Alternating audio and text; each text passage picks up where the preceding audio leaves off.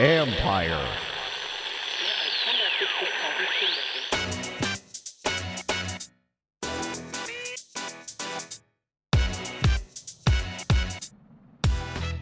An eye-opening primetime showdown and an important message from an NFL head coach. What's up, everybody? It's Mike Jones. Thanks for coming back for another episode of the Football Jones podcast. Hope you are well. NFL Week 3 ended off with some fireworks, at least from the Kansas City Chiefs. Not so much the Baltimore Ravens. Man, I felt like we really learned some things in that game. And we're going to discuss that showdown between Patrick Mahomes and Lamar Jackson with Jason Reid of ESPN's Undefeated. We were both at that game in Baltimore. Have some thoughts on Patrick Mahomes and the Chiefs, on Lamar Jackson and the Ravens, and what it means for them and their teams going forward. And then after that, I've got a visit with Tennessee Titans head coach Mike Vrabel. Not talking football, we're talking about something else, another mission that's dear to his heart. He's been doing a lot of work this past month with an organization in Tennessee that's focused on suicide prevention in adolescents, this being Suicide Awareness Month, Suicide Prevention Awareness Month, the month of December. Vrabel has been working with that organization, but he also is very concerned and wants to make sure that the message doesn't get lost now that this month is over.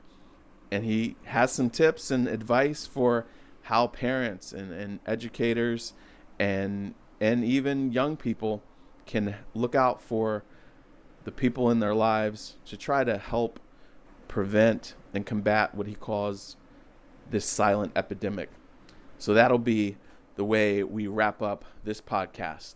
But first, I'm talking with Jason Reid about the Mahomes and Lamar Jackson showdown.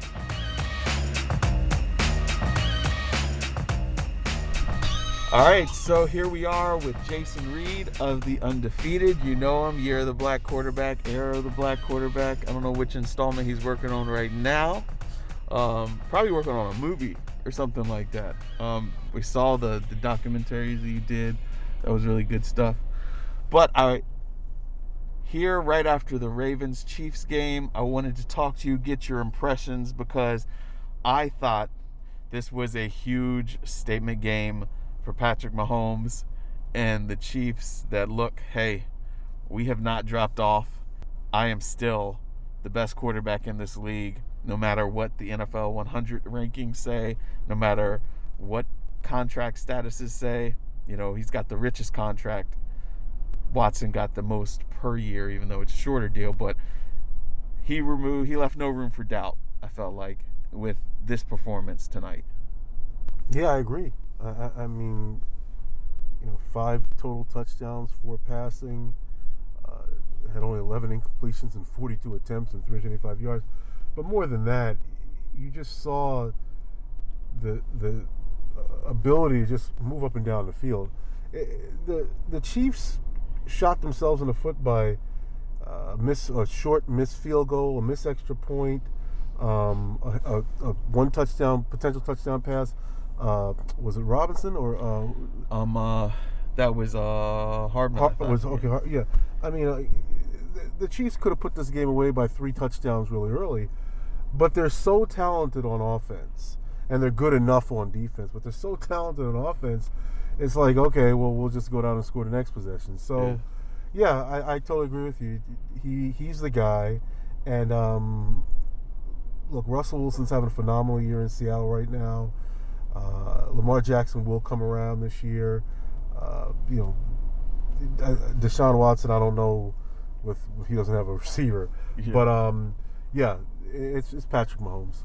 I felt like they were just basically having fun throwing out whatever. I mean, they threw the underhand shovel pass. They had a reverse end around, flip back to him to throw. They threw the touchdown pass to a tackle. They can do whatever they want. And then we also saw late in the game when they wanted to slow down the pace and run the ball. Now that they've got a really talented running back that gave them, what they lost with when they got rid of Kareem Hunt. But they can play whatever style they want. And if your defense is going to take one thing away, they'll just go at you another way. Yeah, I mean, the Ravens were blitzing left and right. The receivers just sped up their routes, and Mahomes just can find people. I mean, he just sees them. He gets the ball out real quickly. They sped up their routes. The blitzes didn't work. And if you don't get if you don't get home on Mahomes when you're blitzing, it's going to be a real problem for you. So yeah, I mean, they can play any style, and offensively, when you have the ability to do that, and a quarterback who makes all the right reads, it's really tough on the defense. Yeah, I felt like they exposed some warts in the Ravens game. Look, I still think they're a very good team. I think that they can beat most teams, but this team just does not match up well with them because of the fact that to keep up with the Chiefs, you got to be able to throw with the best of them, and the Ravens aren't built to do that right now. No, they're not, and just like you said, you've got to be able to pass the ball downfield to keep up with the Chiefs because they're going to score a lot. And for all the great things that Lamar Jackson does, I mean, the guy won the MVP last year, was a unanimous selection, but he's still not good throwing the ball downfield. It's just a fact. And when you look at, I think their longest pass play tonight was 19 yards. It's very hard to compete with the Chiefs when you're going downfield. Your longest play is 19 yards. So yeah, Lamar is now 0-3 versus Mahomes, and I don't think that's a coincidence. I mean, I think there's something there. They're also 0-6 when trailing at halftime since Lamar has taken over as their starting quarterback. That's a great stat. No team in the NFL does not have a comeback win when trailing at halftime since 2018. So that's a pretty eye-popping stat right there. I wonder, though, is this because he can't or because they don't trust him to? Is he capable of more, you think? I don't know, Jonesy. I mean, when they fell behind the Titans in that playoff game, it's one thing when he's throwing you in around the hash marks, but when he had to go downfield, those balls were not very good against the Titans. And again, this is not to bash him because the guy was a unanimous MVP selection. Phenomenal stats last year. I mean, in the history of the game, no quarterback had done the things that he did last year. But 0-6, you said, when trailing at halftime, because this offense is not to overcome a deficit, especially a big deficit. You have to be able to throw the ball downfield, and that's just not what their offense is set up to do. What do you think for them, their prospects? I mean, obviously this is week 3 of the season, so a lot can change. But what do they have to do to be able to, last year they had a blowout loss almost this time of year to Cleveland, and that set them on a run, and they posted the best record in the regular season. Are they able to do that, or do you think more teams are going to start using the recipe that the Titans and that the Chiefs did tonight to try to dismantle them? Well, first of all, I don't think what the Chiefs did tonight will work for a lot of teams. Those teams don't have Patrick Mahomes. Right. And just like with the Titans, I mean, the Titans got really good quarterback play, but they relied on a dominant running game. I think if you get ahead of the Chiefs, and you're talking about if you get ahead of them by double digits, I just think it's a problem for them. I mean, excuse me, the Ravens. If you get ahead of the Ravens by double digits, the way they're set up offensively, I just think it's a huge problem for them to try to rally. So, I mean, I think teams will try to get up on them. But the thing is, the Chiefs did a good job defensively, pretty much. I think Lamar had over 80 yards rushing, but he didn't have those that run he had against the Bengals, where it's just like, you know what I'm saying? So it's a tough deal. I mean, look, the Ravens are a very good team, and people are looking at this as kind of an AFC title game preview. Barring massive injuries, you'd have to think that the the AFC title is going to go through Kansas City. You would think. Right. Can Baltimore be there? I think they can because they got a very talented overall team, but they have got to improve in the downfield passing game. And I don't know if Lamar can just, I don't know what he has to do to take that leap this year, but they've got to improve in the downfield passing game. I agree with you. What'd you write tonight? I wrote about black quarterbacks. Really? Really? Did you really? Oh. And what'd you say? Just give us a little preview. Well, actually, what I said was that I talked to Marlon Briscoe, who, for some of your listeners might know, he's the first black quarterback to play in the AFL, and so he was the first black quarterback in modern era to start for either AFL or NFL.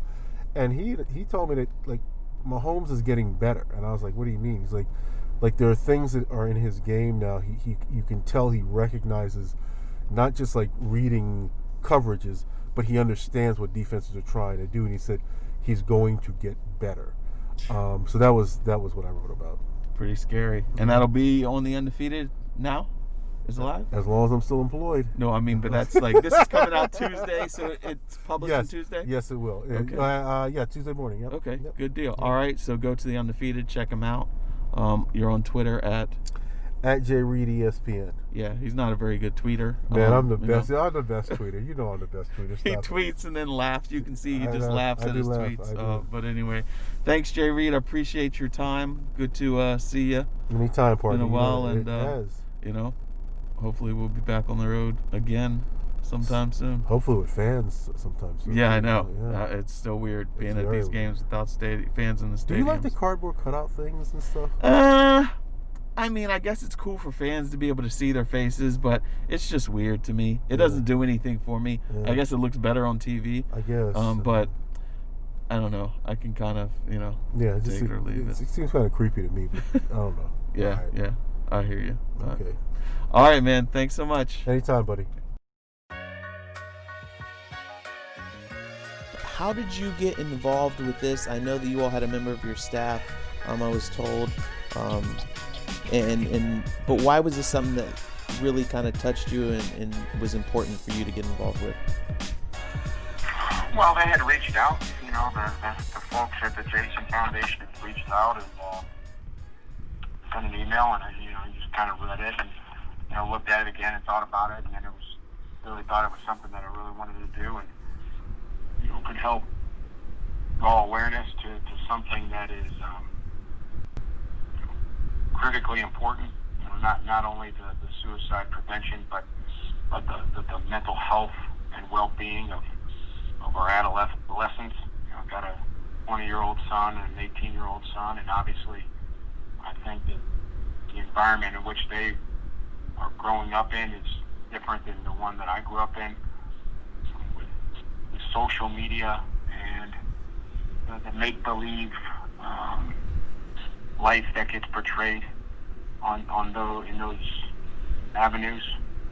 And so we followed back up with them, and we met, and really excited to be a part of the group that could help spread awareness and obviously try to prevent what is the second leading cause of death for people 10 to 24 years old. What are those conversations like with your sons? Because, we grow up and you're told to, at least I was growing up, be tough, don't show emotion, hold everything inside. And how do you talk to your sons about just dealing with their feelings, and about suicide? I mean, I think personally it's about providing safe space for them to talk. Mm-hmm. I think it's important to share my own personal feelings and fears.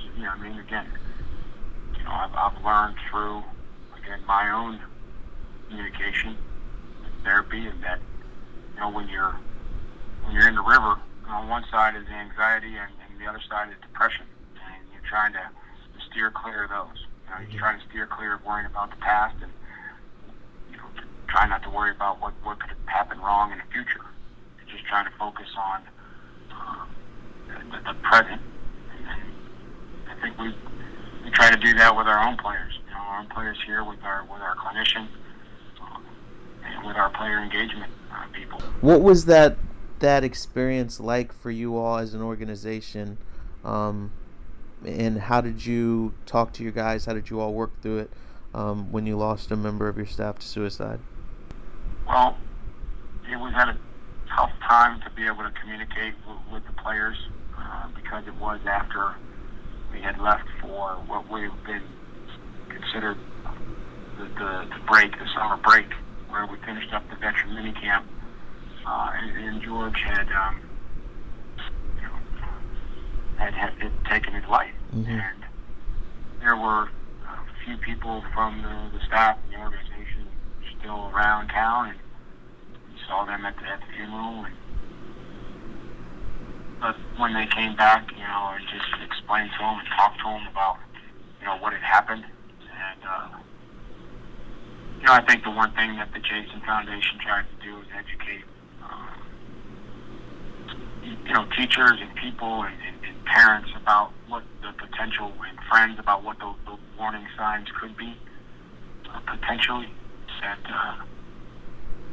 sometimes if you're not sure, you just have to, make sure that you're telling somebody else, like, hey, I'm not really sure about so-and-so. No different than if we would have a player that potentially have had a head injury on the field, just say, hey, I'm not really sure, he doesn't see it himself. Mm-hmm.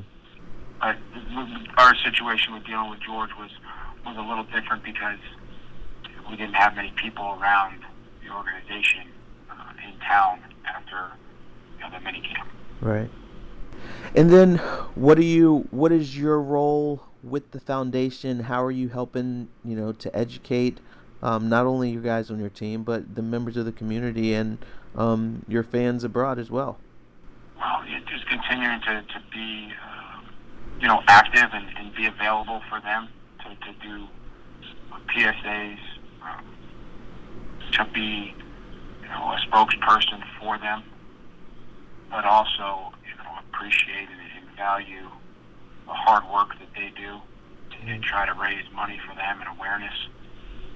And just to help, not only the adolescents here in Middle Tennessee, but throughout the country. I mentioned you have young boys that are growing up and working their way through college. Right. And there's just, you don't have, it's not as easy to have those conversations with them anymore about, hey, when you're having a bad day or things are going on or whatever, it's just, everybody deals with stuff. That's what I tell our players. We all deal with stuff. Mm-hmm. And everybody has different stuff. But it's called life, and you have to be able to find a way to deal with it and talk through it and have conversations, because there's a pretty good chance that somebody else is dealing with the same stuff that you are, and that you're not necessarily alone. Yeah. When you were growing up, when you were a teen, who was the person that you would go to talk to about things that you were dealing with? I had a lot of great friends growing up, and I think that we were close, and I remember we talked. I was an only child, so I spent a lot of time with my dad. He was coached baseball, coached basketball, coached all my teams, and he was a high school basketball coach. So, it was the team. Mm-hmm. I was always on teams. I was the only child, but I was always, my dad showed me at an early age how to appreciate and value the strength of a good team. Mm-hmm. So that was something that I felt like I always had was teammates. Right. And I know that guys have told me, when you're injured, you're on injured reserve and you're away from the team, or when you're retiring, there's a time away from the team. What do you do to try to make sure that either whether you're players or former teammates, that you stay connected to them, just so that way they don't go through that isolation feelings? Well, now you have the avenues of group text that guys are on with, former teammates, and that you have. I thought personally the one of the best things that I did was to not take any time off from working, getting into something, and that was for me coaching. something that I had passion in, that got me up, that kept me motivated after I retired and lost that sense of the locker room. Right. Because that's what you'll miss as a player. You'll kind of miss the games of making tackles or scoring touchdowns, whatever that may be, but you miss the locker room, you miss the players. And then, with players that are injured, that they continue to go to meetings, they stay engaged, they focus that way, because it does become an isolation. So the games go on, practices go on, things go on without them, and other players go into those spots. Like, that's what has to happen. So, we're conscious of that as well. So if you could give a message to, teenagers in America about, suicide prevention, what would your 2 or 3 nuggets that you would give them, that you hope that they take away from your message, from your work with the foundation, that they can apply in their lives? That suicide is not the answer to a bad day or a bad week. That if you feel hopeless or sad, that there's somebody that's willing to help you, that listen, talk with you, whether that's a teacher, a coach, a parent, an aunt, an uncle, a friend. You have to understand that there's always people that'll be there for you, no matter how bad you may feel. Good deal. All right, Mike. Well, I really appreciate you doing this. I know you're extremely busy, but obviously it's important too if you're taking time away from the season and game prep and everything like that. But I really appreciate it. Yeah, thank you so much. All right, I hope you guys have a great week. Great insight from Jason Reid on the Chiefs and the Ravens. And appreciate Mike Vrabel giving us some time. As we mentioned, that is an issue that's very near and dear to his heart after one of their equipment assistants took his life in 2019. And also, Vrabel had another experience with suicide when former Patriots teammate Junior Seau took his life several years back. And so he wants to make sure that he's doing his part, using his platform to try to save lives. And so I think that we can all learn from what he had to say. Hope you guys have a great week. I will talk to you guys again next week. Again, you can read me at usatoday.com. Follow me on Twitter and Instagram @ByMikeJones. And obviously continue listening. Thanks for listening. Share this link with some friends. And I'll talk to you again next week.